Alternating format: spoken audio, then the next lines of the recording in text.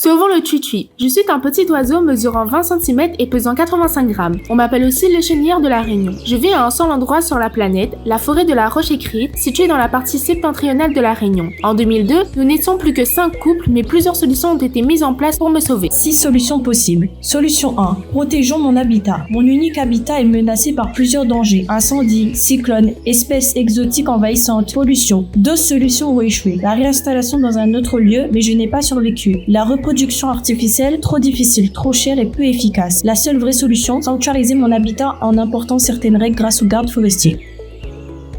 Solution 2. Lutter contre mes féroces prédateurs. Je suis victime de 3 grands prédateurs. Prédateur 1. Les rats qui ravagent nos nids pour manger nos œufs. Pour les surveiller et les empoisonner, on utilise les drones. Prédateur 2. Les chats errants. Pour les neutraliser, on les capture avec des cages spécifiques pour les emmener euthanasier à la SPA ou chez le vétérinaire. Certains considèrent ça comme de la maltraitance animale. Prédateur 3. Le bulbul ou merle de Maurice, espèce exotique indienne qui veut envahir mon territoire. Heureusement, une naturaliste espagnole vient à mon secours.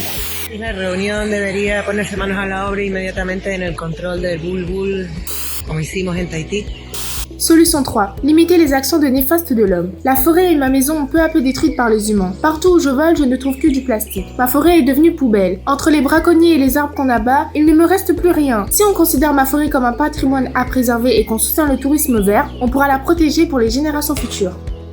Solution 4. Créer une nouvelle gouvernance basée sur la solidarité. Pour me sauver, il faut travailler tous ensemble. Entre auteurs publics et privés, la CEOR, association de 20 salariés et plus de 200 bénévoles qui agissent pour moi sur le terrain.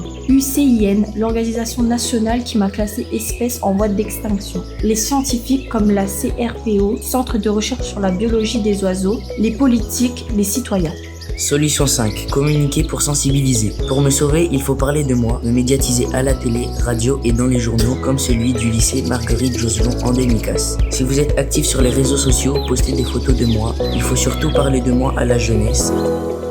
Ceux qui connaissent bien le tui-tui parlent plus du tui-tui. Quand même un oiseau méconnu parce qu'il est secret, il n'est pas très visible. Il y a 80 élus dionysiens très impliqués. Solution 6. Améliorer le cadre juridique pour me protéger. Et je vais vous montrer plusieurs lois qui ont déjà été mises en place. C'est Mélanie Martinez, une avocate pénaliste spécialiste de l'environnement qui veut nous secourir. Elle a plusieurs lois qu'elle aimerait mettre en place.